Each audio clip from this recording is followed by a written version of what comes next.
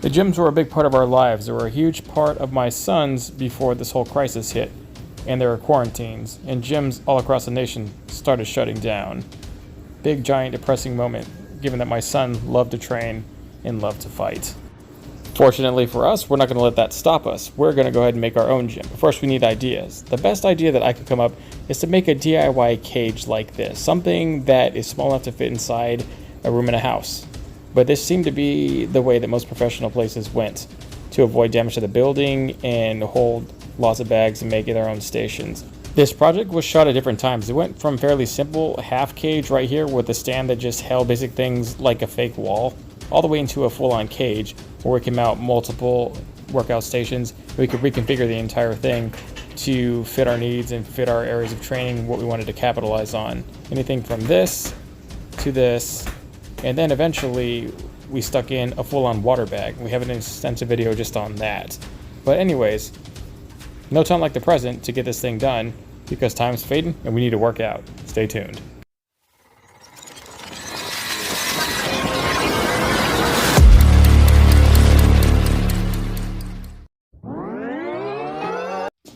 We had a choice to go steel or just wood studs because it's way easier to use wood studs and put them together. We went ahead and got 4x4s and we had 4x6s for the very top beams because in other home gyms that I made, we noticed that the 4x4 sunk over time with heavy weight hanging. We are going to have a total of 4 4x4s cut the exact same length to be the actual pillars for the structure. And I have this, I think it's 3" by 1/8 aluminum flat bar from another project. I was just going to use plywood for like the studs to hold them together and make it all solid, and you can still do that, but because we have this aluminum and because it'll last longer with the flex and vibration from the bags constantly being hit, we're going to go ahead and run it. If you did want this, instead of just using plywood sheets or regular wood studs, you can just go get this from your local metal shop, and sometimes they have this stuff at your local hardware shop.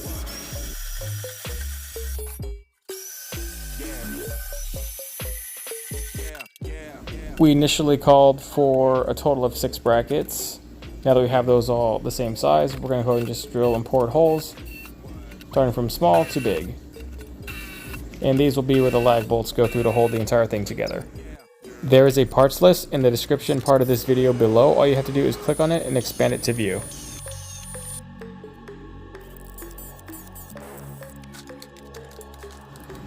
If you're going to use lag bolts, you're going to need a set of auger bits. We're going to try bolts for the initial run. Later on, I just use lag screws, so you could just omit this step and just get screws. Although if you wanted to do it this way was pretty effective. There was relatively no flex when I built this half cage the first time. I posted pictures of this project on Facebook, Milwaukee Tool Nation. Somebody gave me a lot of crap for having a chrome socket doing this. I don't know why. Can somebody tell me? Anyways, we're doubling up and we're going to have this piece to make like a false 4x6. That way we have a spot just to selectively put the other top beam in and it'll just sit there. For the moment, we're going to have this kind of sit on a T. And this is temporary just to have them in place so I can fit the main stud up here. And this is an actual 4x6.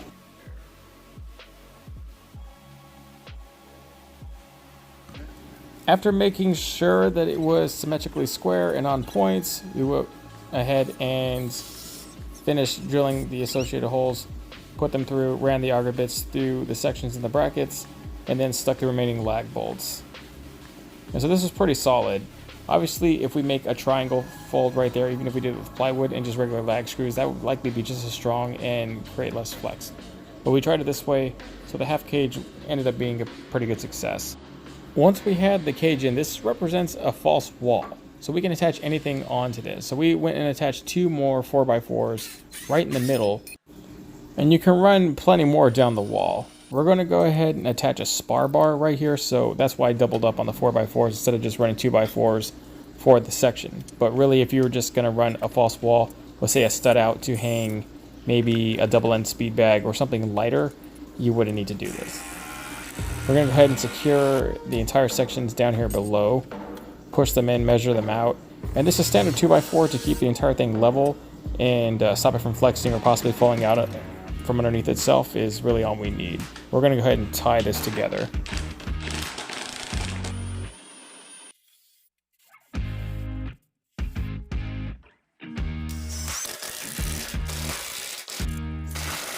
This is for my son, by the way, and he's in and out of this video. He's also old enough to not violate any of YouTube's policies and retroactively get my channel canceled, just FYI. I got this bar off Amazon, and it was really made to go into a concrete wall, so it'll be interesting to see how it does in this false wood stud wall.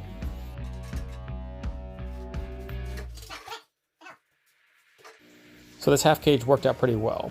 It actually held the spar bar very well, and in sections over there we kind of halved it off in this section and made a cross beam right there with a 2x4, and that held the double end speed bag. It did pretty well. But we want to hang heavier stuff. We want to hang a full-on heavy bag, possibly a tie bag, and definitely we want to put a water bag, and then we want to add some more stuff in and kind of complete it into an L shape later on down the line. So to do that, we're going to have to complete this and make entirely new brackets and form the whole thing.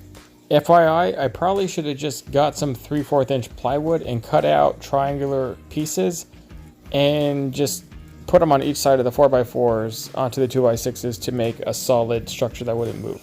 But because I was bored, and because I had this piece of aluminum laying around in my garage and I was tired of looking at it, and because I had a pair of metal shears from Harbor Freight and a very, very cheap sheet metal brake, I wanted to try this out, see if I could make my own brackets. Because the theory is still that aluminum over time lasts like substantially longer than wood will ever last. And it will take the flex and the shutter and everything else much better as the gym flexes, and it won't weaken over time. So we're going to go ahead and make our own brackets from scratch here. If you want to do the sheet metal thing, it's way cheaper to get cold rolled steel and bend it, and that brake is only $50 at Harbor Freight, FYI. All right, so we're also going to make this bracket too. I traced it out. This is going to go right jam in the corner. Normally, if you can have the clearance, a triangle bracket right on top of each of the corners would really solidify, and you wouldn't have to do this. But because we have no room to actually get up on top of the 4x6s, we're gonna have to make a bracket. That means we're gonna have to cut it and bend it with the brake, and then stick it in there, and then use screws to hold it in. And then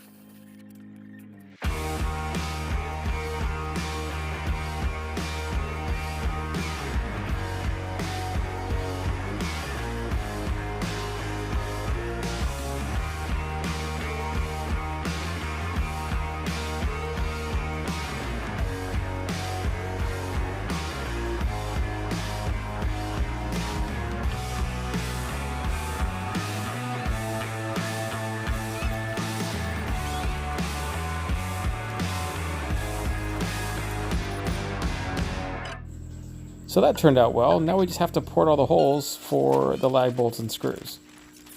I'm doing it based off this 4x4 that I'm kind of using as a base to drill into.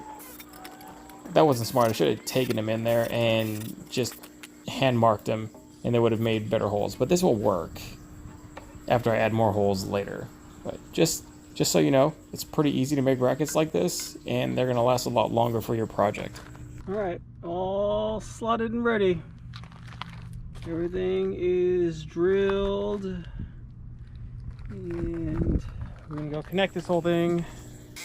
Down goes the half cage. On for modifications to get ready to make the full cage.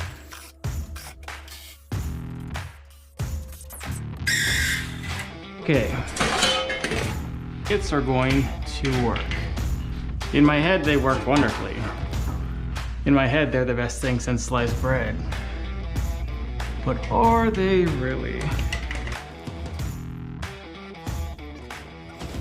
Attaching these brackets consisted of me pre-drilling 3/16 inch holes and then attaching fairly thick lag bolts into those pre-drilled holes, like so.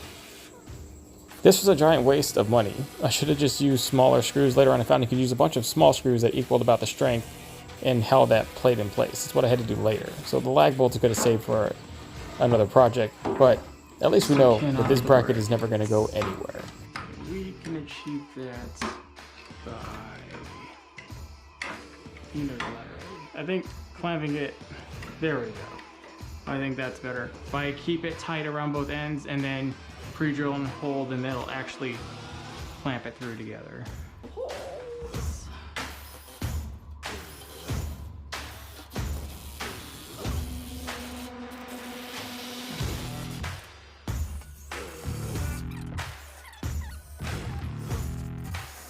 These are what I had earlier, spread throughout the rest of the frame. We're gonna try and be sparing on these, but for this section, I think they're actually exactly what we need.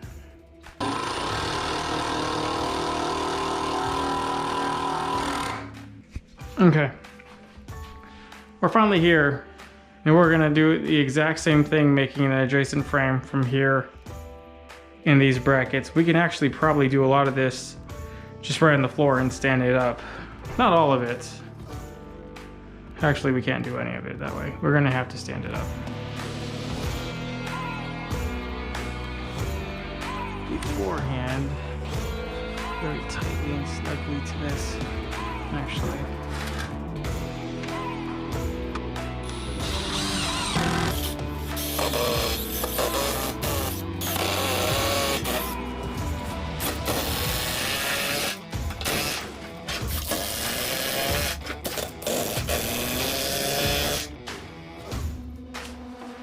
Caged together.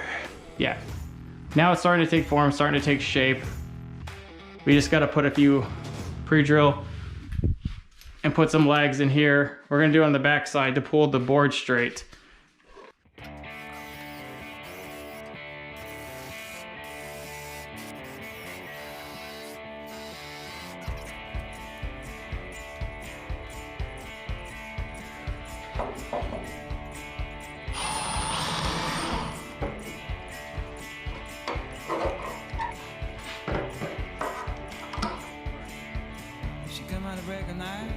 One leg, like one leg up here, just to get it steady.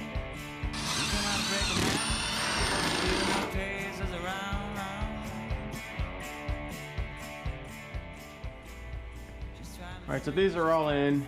I ended up putting some smaller screws in spots to stiffen it all up. That actually worked really well. The lag bolts definitely were excessive. I thought they were excessive when I talked to the Lowe's rep. Could have got away with like 1/4 inch like screws like that and just pre-drilled, pre-gap like I did for the lags, and it would have been like substantially easier and way less expensive. I also just got a bunch of last screws and put them in the spots where the holes where they were, and it actually stiffened up the bracket a lot more. Just these little screws around the bigger screws, actually it's actually pretty solid, but it's gonna need a pairing. Needs to be paired if it's gonna be really successful. So that's where this bracket comes in and stuck in with some tech screws.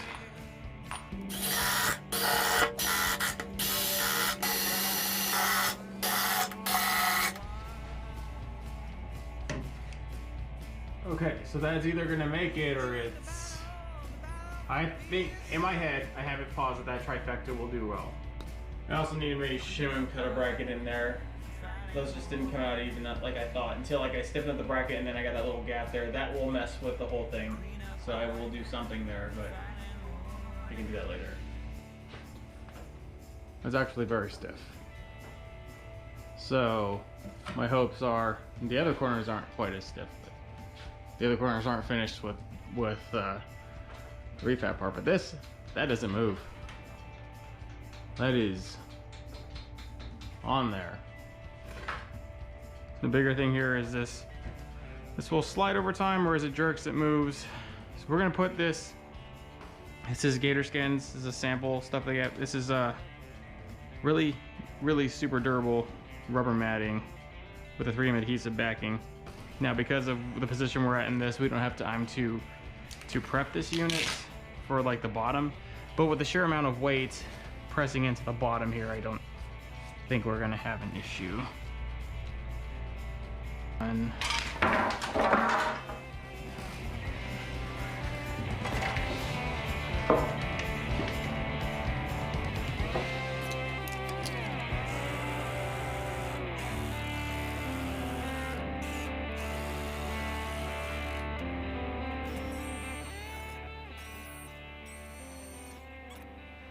I gotta redo those ends because they were terrible.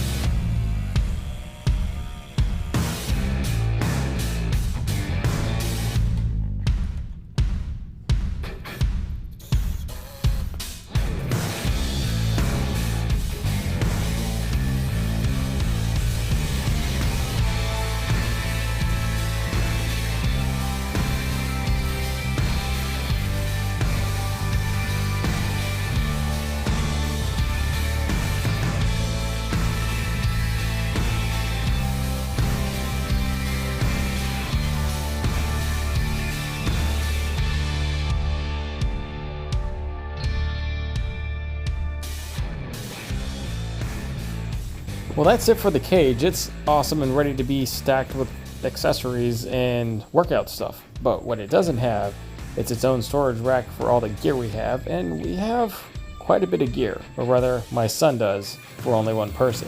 We're gonna go ahead and make a section right inside the cage that fits all of it. So we're gonna take this cheap scrap plywood I had in my backyard from another project, we're just gonna cut it into slots, make sure it's all the same size, and then make shelves out of it where it interlocks and fits in easy.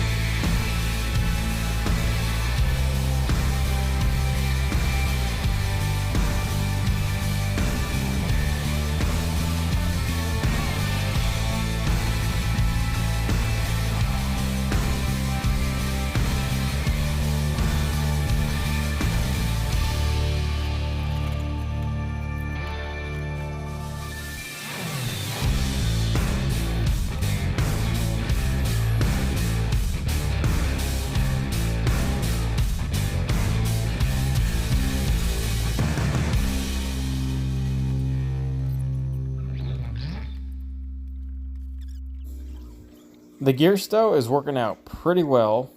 Now for the actual installation of the real stuff.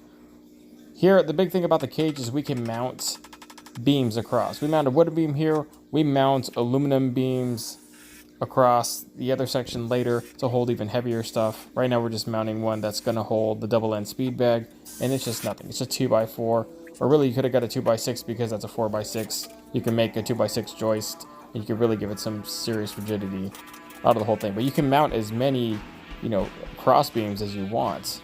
You can mount whatever you need to. So we're pretty happy with this. This is at least the initial trial run for our configuration, which included a heavy bag, a double end speed bag, and this spar bar. They're all pretty compact together there, but they did okay. It's obviously just like a one-man show, but as he wants to train with different units, he just has to fold one away. If he wants to bring out the heavy bag, you had it kind of tucked away in there with the anchor while he used the spar bar, and now he has that bust out, and it's pretty good. And he also can use the double end speed bag when he wants to. We ended up changing the configuration later on to add this water bag. I have an entire video for it. The link is in the description area below and up here in the iCard if you want to click on it.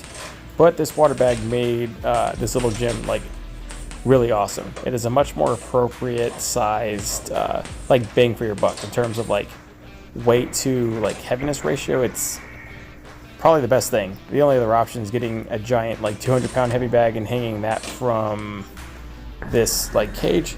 The cage probably could have taken it, but I think we got much better results out of this water bag, which is actually a boat buoy. About half the size is maybe the water bag Canelo trains with. We like it quite a bit. This is me initially kind of warming up, a little rusty here. I'll have another run at it after my son takes a few hits, and you can see how we fully chain this out. We also added some LEDs. So there's all his gear back there, all his stuff. And as we continue to reconfigure his room, we can add on a few more things. We plan to add on a few more accessories. We took off the spar bar because this water bag is way better than the spar bar. But we still miss a spar bar. We just have to have a 5-foot clearance for it to swing all ways. So we're gonna have to stick it on the other edge out there. And so stay tuned for more updates because this thing is still evolving. But we wanted to release it to the public now so you can check it. So we're gonna go ahead and end this video with us using the gym. It's awesome that we took on this project because it's self-empowered and it's a gym that we can go to whenever we want. There's no lines, there's no crowd, there's just us. Whenever we want to use it, and it's better than the one that we were using at the stupid gym anyways.